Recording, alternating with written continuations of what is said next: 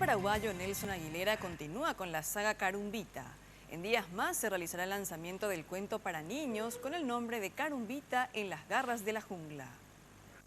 La narración se basa en un nuevo desafío para la protagonista que luego de hacer varios recorridos por el mundo, eventos que marcaron historia y el reconocimiento en Europa, ahora deberá enfrentar la envidia en la jungla chaqueña. Es un libro de aventuras en que la pequeña tortuga, por supuesto, tiene que enfrentar a varios desafíos, a varios retos, varios conflictos y, por supuesto, Carumbita siempre sale triunfadora. La intención de Nelson es seguir llegando a los niños, pues muchos le preguntaban si la saga de Carumbita continuaría. Y yo realmente estoy muy contento porque veo que los chicos están leyendo. Y esa es nuestra intención, de que el niño paraguayo lea.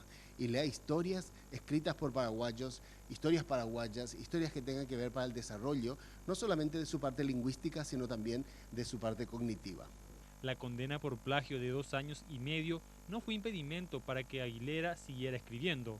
Nos cuenta que su anhelo ahora es que la Sala Constitucional dictamine a su favor.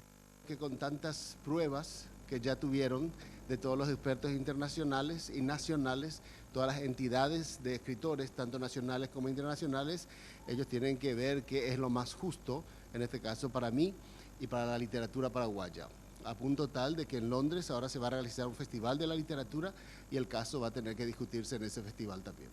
Carumbita en las garras de la jungla será lanzada oficialmente en la ciudad de Encarnación, los primeros días del mes de marzo.